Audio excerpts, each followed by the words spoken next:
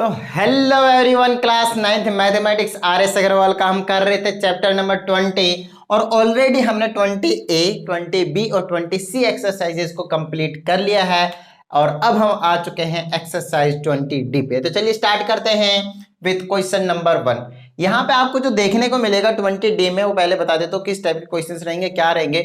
यहाँ पे आपको देखने को मिलेगा एप्लीकेशन ऑफ ट्रिग्नोमेट्री। इसका कहने का क्या मतलब है तो वो बता देता हूँ फटाफट। तो एप्लीकेशन ऑफ ट्रिग्नोमेट्री का मतलब जो आप कहते हो थीटा फिटा लैम्डा कहाँ पे यूज होता है, तो यहाँ पे आज आपको पता चलेगा कि ये जो ट्रिग्नोमेट्री चैप्टर है मैथमेटिक्स का, जिसमें हम थीटा इंक्लूड करके चल रहे हैं, उसका यूज कहाँ है हमारी डेली लाइफ में, या फिर और भी हम कहाँ कहाँ यूज कर सकते हैं। हालांकि यहाँ पे आपको अगर 100 सीढ़ी है तो 100 में से आपको सिर्फ और सिर्फ 0.01 सीढ़ी चढ़ा रहे हैं, हम एक सीढ़ी भी अभी नहीं चढ़ा रहे हैं। कहने का मतलब ये है कि ट्रिग्नोमेट्री बहुत वास्ट चैप्टर है, उसमें से आपको बहुत पॉइंटों में परसेंटेज की अगर बात की जाए तो वो आपको सिखाया जा रहा है। तो चलिए स्टार्ट करते हैं, उस चीज को सीख लेते हैं पहले, क्योंकि स्टार्ट तो हमें कुछ पॉइंटों से ही करनी पड़ेगी, उसके बाद हम आगे बढ़ सकते हैं। तो चलिए स्टार्ट करते हैं विद क्वेश्चन नंबर 1। क्या बोले देखिए, कहते हैं balloon is connected to a meteorological station by a cable of length 200 meters inclined at 60 degree to the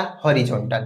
Determine the height of the balloon from the ground, assuming that there is no slack in the string, and we have to use √3 is equal to 1.73. चलिए, तो ये तो हो गई questions की बात। मेरे समझ में तो आ गई, लेकिन आप लोगों को समझ में नहीं आया। तो सबसे पहले इस चीज को मैं आपको समझाता हूँ, ठीक है। तो कहता है एक बलून है जो कि कनेक्टेड है किससे, मेट्रोलॉजिकल स्टेशन से। First of all we have to understand what does this word meaning metrological station. तो मेट्रोलॉजिकल स्टेशन आप कह सकते हो एक ऐसा जगह है, एक ऐसा स्टेशन है जहां से कंट्रोल किया जाता है एटमॉस्फेरिक कंडीशंस को देखने के लिए। सिंपल सी ये बात है ना। एटमॉस्फेरिक की कंडीशंस को पता लगाने के लिए सिंपल समझते हैं, एक तरीके से जो वेदर फोरकास्टिंग होती है उस चीज से रिलेटेड है ये, है ना। तो एक ऐसा समझ लीजिए बिल्डिंग है, कोई जगह है जहां से कंट्रोल किया जाता है एटमॉस्फेरिक कंडीशन को। तो अब क्या कहता है, तो मेट्रोलॉजिकल स्टेशन से ही एक केबल है जो 200 मीटर का है और वो इंक्लाइंड है 60 डिग्री टू द हॉरिजॉन्टल, और कहता है determine the height of the balloon from the ground. तो चलिए सबसे पहले मैं यहाँ पे अज्यूम कर लेता हूँ, है यहाँ पे मैं अज्यूम कर लेता हूँ कि मेट्रोलॉजिकल स्टेशन, देखिए मेट्रोलॉजिकल स्टेशन अगर लेट से अगर कोई बिल्डिंग है या फिर कोई अगर अंदर डिवाइस है वहां पे, तो उसके हाइट के बारे में कुछ मेंशन नहीं है। इट मीन्स वो बहुत छोटा है, बहुत ज्यादा सिंपल एक ग्राउंड मानकर हम चलने वाले हैं। और यहाँ से आपके पास 200 मीटर का एक लेंथ है केबल का, तो कुछ इस तरीके से होने वाला आपके पास। ऐसा मैंने क्यों बनाया, क्योंकि वो कह रहा है ग्राउंड के साथ ये 60 डिग्री का एंगल बना रहा है, वही तो मैंने बनाया। देखिए ये रहा मेरे पास ग्राउंड के साथ 60 डिग्री का एंगल इंक्लाइंड है, ठीक है। उसके बाद कहता है हमें फाइंड आउट करनी है इस बलून की, कहां से, यहाँ पे बलून है वो उसका ग्राउंड से कितनी हाइट है। तो ये वाला हाइट अपने को निकालना है, इसको मैं एच की नेमिंग कर दूंगा। इतनी बात समझ में आ गई। लास्ट में आपसे बोला कि ये जो केबल है, ये जो स्ट्रिंग है, इसमें बिल्कुल भी स्लैक नहीं है, ठीक है। There is no slack in the string. Slack मतलब ढीलापन नहीं है, होता है ना, जैसे केबल का वायर है मुड़ जाता है या फिर कुछ ढीला छोड़ दिया है ना, तब भी हमारा कनेक्शन सिग्नल ट्रांसफर हो जाता है। बट यहाँ पे नहीं, बिल्कुल ऐसा स्ट्रेट, ये नहीं कि ऐसा थोड़ा सा मुड़ा हो, ऐसा बिल्कुल भी नहीं, बिल्कुल स्ट्रेट है, ठीक है। ये वाले कंप्लीटली स्ट्रेट है, ठीक है।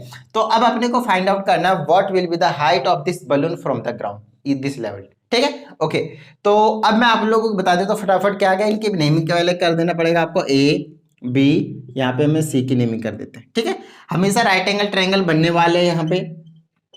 अब देखिए अगर इस टाइप से आपको एक चीज मिल जाए कि ये जो बलून 60 डिग्री पे है, तो देखिए मैं हाइट पता कर सकता हूँ कि ये जो बलून है वो कितने ऊपर तक है, या ट्रिग्नोमेट्री का यूज करके। अगेन आपको पता चला ट्रिग्नोमेट्री का हम यूज यहाँ पे कर सकते हैं। अब बात आती है कैसे अप्लाई करेंगे, वो सीख लीजिए। तो चलिए यहाँ पे आपको हमेशा दो चीज मिलेंगे।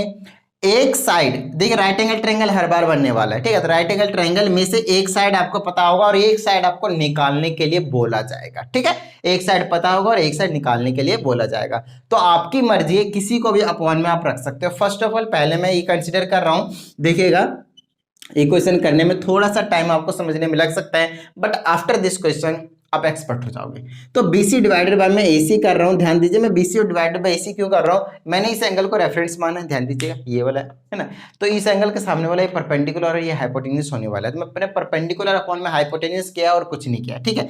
ओके, तो यहाँ पे आपको कंसीडर वही दो साइड करने हैं, अपॉन में रखने हैं, जिसमें से आपको एक फाइंड आउट करना होगा और एक आपको गिवन होगा। अरे देख लीजिए, यही दोनों को रखा है मैंने, BC अपॉन में EC किया मैंने, BC अपॉन में EC।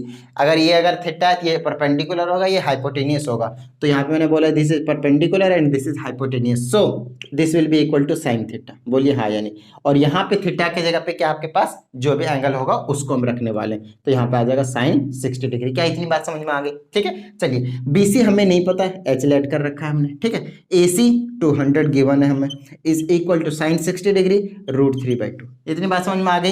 यहाँ से क्रॉस मल्टीप्लाई किए, 2H इज इक्वल टू, इससे इसको करेंगे तो 200 √3, यहाँ से H की वैल्यू निकालेंगे तो 200 √3 के नीचे चला जाएगा 2, इससे ये कैंसिल करेंगे 100 टाइम्स में, तो हाइट आ जाएगा 100 √3। क्या इतनी बात समझ में आ गई? ये रिजल्ट आपने निकाल दिया, but we have to use √3 is equal to 1.73। तो यहाँ पे हम पुट करके थोड़ा सा और सॉल्व कर देंगे, 100 मल्टीप्लाई 1.73 मीटर और this will be equal to 173 metre. This will be the answer, ठीक है, height of the balloon from the ground point B. ठीक है, ओके, तो ये तो हमने निकाल लिया। अब हमें क्या फाइंड आउट करना है? अब देखिए क्वेश्चन कंप्लीट हो चुका है, ठीक है, लेकिन मैं फिर भी आपसे बताता हूं यार, मैंने दिस अपॉन में दिस किया है, अगर मैं AC अपॉन में BC करता तो भी मुझे कुछ प्रॉब्लम नहीं होना चाहिए, क्योंकि ये हाइपोटेनियस है और ये परपेंडिकुलर है। तो आपकी बार यहाँ पे ये हो जाता है हाइपोटेनियस अपॉन में परपेंडिकुलर, तो हाइपोटेनियस अपॉन में परपेंडिकुलर कोसेक होता है, कोसेक थीटा, और थीटा है हमारे पास 60 डिग्री।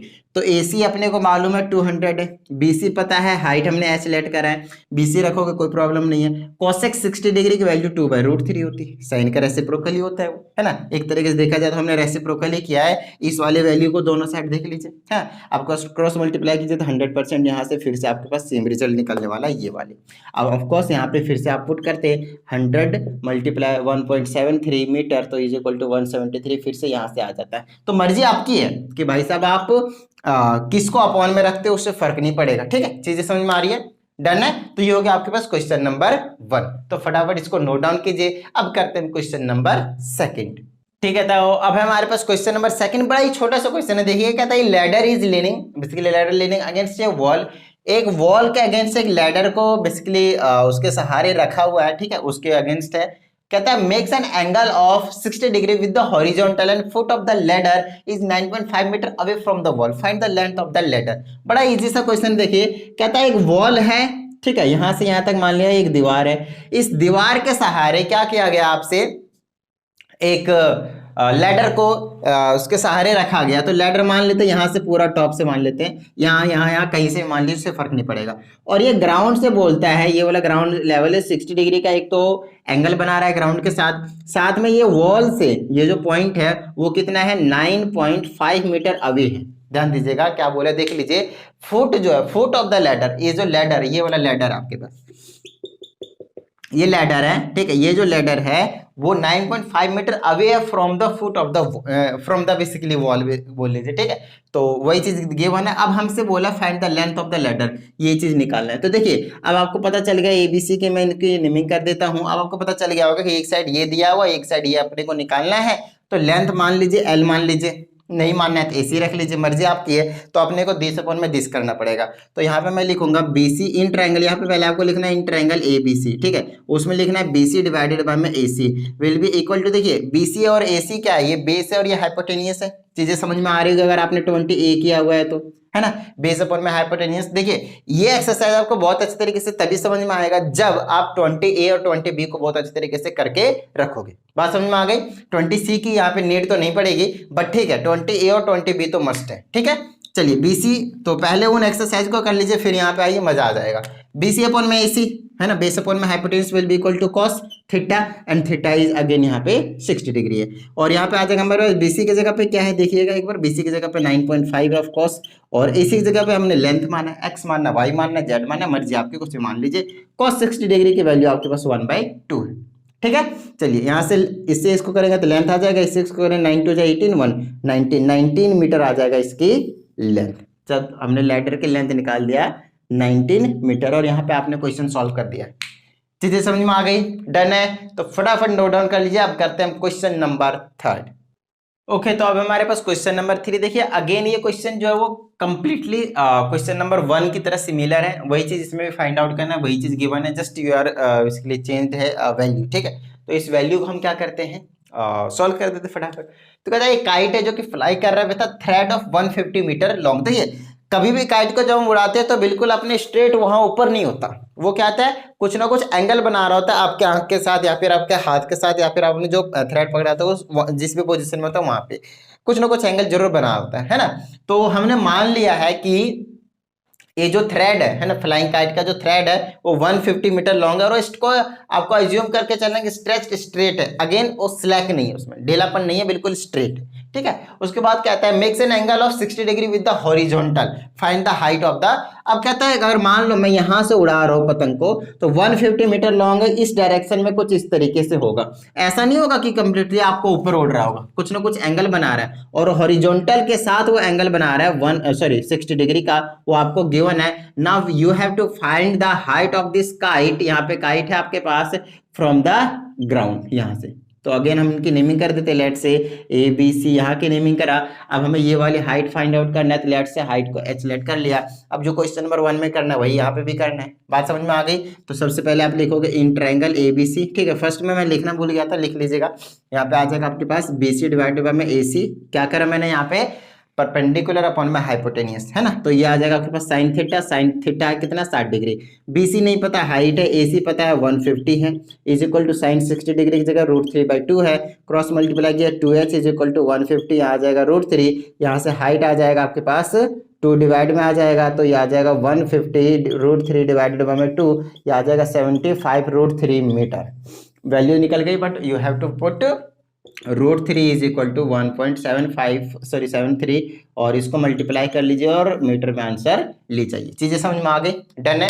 तो सिमिलर कॉन्सेप्ट जो क्वेश्चन है एक और है, क्वेश्चन नंबर 4। चलिए उसको अभी मैं करवा देता हूँ फटाफट, पहले इसको एक बार नोट डाउन कर लीजिए। ठीक है, तब हमारे पास क्वेश्चन नंबर 4। अगेन आपके पास जो क्वेश्चन नंबर 3 था उसमें थोड़ा सा चेंज किया। देखिए क्या कहता है, कहता है kite is flying from a height of 120 metre from the a kite is flying from a height of 1 meter from the level of ground. It is attached to a string inclined at 60 degree to the horizontal. Find the length of the string. तो हमसे अब की बार same question पूछा है। कहता है अगर यहाँ से काइट को मैं उड़ा रहा हूँ कुछ लेंथ पे, लेकिन इसकी जो हाइट है ग्राउंड से वो आपको गिवन है 120 मीटर, ये वाली ये हाइट अब की बार गिवन है। और अब हमें लेंथ ऑफ स्ट्रिंग निकालनी है, मतलब यहाँ से लेकर यहाँ तक जो लेंथ है उसको लेट से मैंने एल मान लिया, अब ये निकालना है आपको। और अगर हॉरिजॉन्टल के साथ जो एंगल बना रहा है वो 60 डिग्री, सेम क्वेश्चन। ठीक है, तो ए बी सी, ठीक है, अब की बार ये निकालना है और वो आपके पास गिवन है, पहले वो निकालना था, ये गिवन, सेम क्वेश्चन। फिर से मैं वही करता हूँ, दिस अपॉन में दिस, है ना, साइन आ जाएगा। तो फिर से लिखता हूँ मैं in triangle A B C, इसमें क्या ले लूंगा BC डिवाइडेड बाय में AC, तो ये आ जाएगा साइन 60 डिग्री। BC मालूम है क्या आपने को, BC मालूम है 120 है, क्या AC मालूम है लेंथ है, इज इक्वल टू इसके जगह पे √3/2, तो क्रॉस मल्टीप्लाई इसको करेंगे तो आ जाएगा ये लेंथ आ जाएगा √3 टाइम्स L, इससे इसको करा ये आ गया, इससे इसको करेंगे तो 240 आ जाएगा। लेंथ आ जाएगा आपके पास 240 डिवाइडेड बाय में √3, इसको रैशनलाइज कर लीजिए, आ जाए ये आ जाएगा √3 divided by √3 is equal to आ जाएगा 240 √3 डिवाइडेड बाय में √9 का 3, इससे आप कैंसिल आउट कर लीजिए 80 √3, आपके पास रिजल्ट निकल जाएगा मीटर में आंसर। बट √3 की वैल्यू की 1.73, तो आ जाएगा 80 मल्टीप्लाई में 1.73 मीटर, रिजल्ट मल्टीप्लाई कर लीजिए आंसर ले जाइए। चीजें समझ में आ गई? डन है। तो ये था आपके पास क्वेश्चन नंबर 4। फटाफट नोट डाउन करिए, करते हैं क्वेश्चन नंबर 5। ठीक है, तो हमारे पास क्वेश्चन नंबर 5 देखिए क्या कहता है। कहता है एक राइट ट्रायंगल है ABC, फटाफट मैं ABC एक राइट एंगल ट्रायंगल बना देता हूँ। राइट एंगल देख लेते हैं कहाँ पे बोला है, राइट एंगल एट B है तो यहाँ पे 90 डिग्री बोलते हैं, यहाँ पे B कर देते हैं। A और C आपकी मर्जी कहीं भी कर लीजिए, तो ये और C मैंने यहाँ यानी में कर दिया। ठीक है, ABC एंगल A को बोला आपके पास 30 डिग्री है, तो यहाँ पे मैं आपके पास 30 डिग्री ले लेता हूँ। BC के बारे में कह रहा है 8 सेंटीमीटर है, तो यहाँ तो मैं 8 सेंटीमीटर ले लूंगा। और फिर कहता है find the remaining angles and side. देखिए ये 90 डिग्री है, ये 30 डिग्री है, तो ये 60 डिग्री 100% होना है एंगल सम प्रॉपर्टी के हिसाब से, है ना। 90 120 हो गया, 120 तो ये 100% 60 होना चाहिए, तब जाकर तीनों एंगल का सम। ये तो इस तरीके से निकाल सकता हूँ, मैं दूसरे तरीके से भी निकाल सकता हूँ, उस तरीके को भी मैं आपके पास शेयर कर रहा हूँ। अभी मान के चलिए ये हमें नहीं पता है। ठीक है, तो सबसे पहले हमें बाकी सारे एंगल्स और साइड्स भी निकालने के लिए बोला है। तो पहले मैं क्या करता हूँ, कोई ना एक साइड तो पहले मुझे पता करने की जरूरत पड़ेगी ही पड़ेगी। ठीक है, तो मैं क्या करता हूँ, दिस अपॉन में दिस करता हूँ, तो ये वाली साइड पता चलिएगा, या फिर दिस अपॉन में दिस करता हूँ तो मुझे को बेसिकली ये वाली साइड पता चल जाएगा, हाइपोटेनियस, है ना। तो चलिए मान लेते हैं इन ट्राइंगल एबीसी, फटाफट in triangle A B C, ठीक है। इसमें मैं बोल देता हूँ ए बी अपॉन में बी सी। देखिए मैंने क्या करा, दिस अपॉन में दिस किया। अब यहाँ पे आपको सोचने की जरूरत है, ध्यान दीजिएगा। एंगल हमें ये पता है तो इसी एंगल को रेफरेंस मानकर चलना पड़ेगा। अगर ये मानते तो यहाँ से भी हो जाएगा, कोई प्रॉब्लम वाली बात नहीं है। बट फर्स्ट ऑफ ऑल आपको ध्यान रखना है ये एंगल अभी हमें पता नहीं है, ठीक है। तो अगर ये एंगल मैं निकालना चाहता हूं तो ऑफकोर्स 60 तो आएगा, ये भी हमें भी पता है। बट इस एंगल को निकालने के लिए हमें मिनिमम 2 साइड्स पता ही होने चाहिए। तो एक एंगल पता है तो पहले मैं दूसरा साइड निकाल लेता हूं, उसके बाद ये एंगल आपको इजीली निकाल कर मैं बता दूंगा कैसे आएगा, ठीक है। वैसे 60 अपने को मालूम है, बट यहाँ पे क्योंकि ट्रिग्नोमेट्री का, तो हम ट्रिग्नोमेट्री का यूज करके निकाल कर बताएंगे इनको। तो एक बार पहले मैं एक साइड पता कर लूँ, ये पता कर लूंगा, मजा आ जाएगा, है ना। तो ये वाला एंगल को रेफरेंस मानकर चलना पड़ेगा। तो इसके सामने वाला ये परपेंडिकुलर होगा और ये वाला बेस होगा। तो हमने बेसिकली जो कंसीडर किया है वो परपेंडिकुलर अपॉन में सॉरी, ये बेस होगा तो ऊपर बेस रखा है तो मैंने बेस अपॉन में परपेंडिकुलर मानेंगे। और बेस अपॉन में परपेंडिकुलर कॉट होता है और कॉट 30 डिग्री यहाँ पे मैं पुट करने वाला हूँ। चीजें समझ में आई। तो ए बी अपने को नहीं मालूम, बी सी पता है 8 है और कॉट आपके पास √3 होता है 30 डिग्री। यहाँ से ए बी की वैल्यू जब आप निकालोगे तो 8√3 आ जाएगा सेंटीमीटर में, क्योंकि ये सेंटीमीटर में, ये आ गया 8√3 सेंटीमीटर। बात समझ में आ गई, डन है। तो आप दो साइड पता है तो आप ये वाला भी एंगल पता कर सकते हो इजीली, ठीक है। ओके, तो अब मैं क्या करता हूँ, दिस अपॉन में दिस ही कर देता हूँ, लेकिन ये वाला एंगल को रेफरेंस मानकर चलूंगा। तो अब की बार मैं क्या करता हूँ, यहां से आ जाएगा आपके पास सॉरी, आपके बार फिर से मैं करता हूं ए बी अपॉन में क्या करता हूं बी सी, और अब की बार मैं रेफरेंस मानूंगा। देखिए इसको अगर मैं ये एंगल मानकर चल रहा हूं तो परपेंडिकुलर अपॉन में बेस होगा, तो परपेंडिकुलर अपॉन में base is equal to sine theta, और सॉरी परपेंडिकुलर अपॉन बेस में tan होता है तो tan आ गया, और थीटा यहाँ पे एंगल सी है, तो क्योंकि अपने को एंगल सी निकालना है तो ए बी यहाँ पे 8√3 है, बी सी अपने पास 8 है, इज इक्वल टू में tan सी। यहाँ से 8 से 8 कैंसिल हो जाएगा, हमारे पास बचेगा √3 इज इक्वल टू में tan सी। √3 को tan के टर्म में लिख दो तो इसको लिख सकता हूँ मैं tan 60 डिग्री की वैल्यू कितनी होती है, √3 होती है। ये आ जाएगा, tan से tan कैंसिल होगा, सी की वैल्यू जो निकल कर आ जाएगी यहाँ पे वो निकल कर आ जाएगी 60 डिग्री। देखा, तो ये वाला 60 डिग्री ही निकल कर आने वाला है आपके पास, ठीक है। अब ये भी पता चल गया। देखिए अब हमें सारे एंगल भी पता चल चुके हैं, अब बाकी सारे साइड में से दो साइड पता चला, ये सिर्फ थर्ड साइड रह रहा है। तो इस साइड को मैं आपके ऊपर छोड़ता हूं, कैसे निकालो, दो मेथड से आपको सॉल्व करना है। पहला पाइथागोरस से, दो साइड पता होता है, हाइपोटेन्यूज का फॉर्मूला लगाकर वहां से निकालना है। दूसरा तरीका ये है, दिस अपॉन में दिस करके आप निकाल सकते हैं, कोई सा भी एंगल का रेफरेंस ले सकते हो, या फिर दिस अपॉन में दिस निकाल कर लेकर आप निकाल सकते हो, कोई सा भी एंगल का रेफरेंस ले सकते हो, मर्जी आपकी है। तो वो काम आपके लिए छोड़ रहा हूँ, तो फटाफट इसको नोट डाउन कर लीजिए और उसको 100% सॉल्व कीजिए, साथ ही आपको एग्जाम्पल्स भी सॉल्व करने, ठीक है। तो चलिए अब करते हैं क्वेश्चन नंबर 6। ओके, तो last question of this exercise. देखिए बड़ा ही छोटा सा क्वेश्चन, कहते हैं एक रेक्टेंगल है एबीसीडी। तो पहले आप रेक्टेंगल को बना लीजिए फटाफट, एबीसीडी, मर्जी है एबीसीडी आप कहीं से लिखना शुरू कर सकते हो, मैं यहाँ से लिखना शुरू कर रहा हूँ एबीसीडी। आप यहाँ से एबीसीडी घुमा सकते हो, आप यहाँ से एबीसीडी घुमा सकते हो, आप यहाँ से एबीसीडी घुमा सकते हो, मर्जी आपकी, कहीं से भी कैसे भी घुमा दीजिए, ठीक है। बट इसको आपको कॉन्जिक्यूटिव ही रखना है ना, लगातार ही रखना है, ठीक है। चलिए, तो एबीसीडी हमने बना दिया। अब कहता है एबी 12 है, तो लीजिए एबी को 12 लिख दिया हमने। फिर कहता है एंगल बीएसी, ये क्या आपके पास एंगल है, 2 नहीं एंगल है, एंगल बीएसी 30 डिग्री है, बीएसी, तो इसको फटाफट ज्वाइन करना पड़ेगा, तब जाकर ये जो एंगल निकलेगा वो 30 डिग्री। हालांकि कंप्लीटली ऐसे में ज्वाइन करेंगे तो ये 45 हो जाएगा, बट आपको ऐसे ज्वाइन करना, मान कर चल लीजिए, बस एक एप्लीकेशन दिखाने की कोशिश करेगा, अगर ऐसे कंडीशन में भी हम निकाल सकते हैं, है ना। तो ये वाला 30 डिग्री है। तो अब अपने को क्या बोला है, साइड BC निकालना है और डायगोनल AC निकालना है। तो साइड BC ये रहा, डायगोनल AC ये रहा, ये दोनों साइड निकालने हैं। इजी है, दिस अपॉन में दिस कर लूंगा या फिर दिस अपॉन में दिस कर लूंगा, ठीक है। तो इन ट्रायंगल ABC लिख देता हूँ, in triangle ABC, BC upon में AB ले लेता हूँ, है ना, perpendicular according to this angle, perpendicular upon में बेस, है ना। तो परपेंडिकुलर अपॉन में बेस क्या होता है, tan होता है, tan 30 डिग्री हो जाएगा। और BC की जगह पे हमें नहीं पता तो मान लेते हैं BC रहने देते हैं, और ये आ जाएगा AB की जगह 12 और इज इक्वल टू इसकी जगह 1 अपॉन में √3 होती है वैल्यू, tan 30 डिग्री की वैल्यू टेबल याद है ना, क्रॉस मल्टीप्लाई कीजिए, यहाँ से आ जाएगा √3 times BC is equal to 12, और ये आ जाएगा BC is equal to 12 by में √3, रेशनलाइज कर लीजिए, ठीक है। नीचे रूट मत रहने दीजिएगा, 12√3 डिवाइडेड बाय में √10 का आ जाएगा 3, इससे cancel, 4√3 will be the answer. Centimetre में दे रखा है, सेंटीमीटर में आंसर हो जाएगा, ठीक है। ओके, तो अब अपने को क्या निकालना है, ये आ गया अपने पास 4√3। देखिए अब आपने क्योंकि दो साइड पता है पाइथागोरस लगा के ये निकाल सकते हो, नहीं तो दिस अपॉन में दिस कर दिया, आपकी बार कर दी AB अपॉन में AC। तो आपके पूरा बेस अपॉन में हाइपोटेन्यूज कॉस होता है, cos 30 डिग्री, है ना। ए भी अपने को पता है 12 है, AC नहीं पता अपने को, तो AC की जगह AC रहने देता हूँ, is equal to cos 30 degree की वैल्यू क्या होती है, √3/2। क्रॉस मल्टीप्लाई कीजिए, यहाँ से आ जाएगा AC की वैल्यू क्या आ जाएगा 24√3, और ये आ जाएगा, रेशनलाइज कर लूंगा तो ये आ जाएगा 8√3, करके देख लीजिएगा, कैंसिल करके 8√3 बचेगा बस, और ये सेंटीमीटर में आंसर। चीजें समझ में आई, कहानी क्लियर है, डन है। तो यहाँ पे हमने खत्म कर दिए।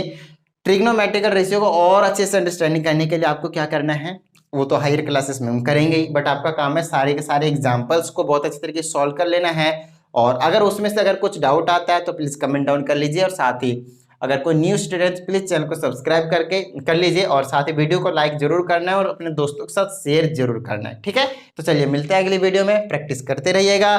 जय हिंद।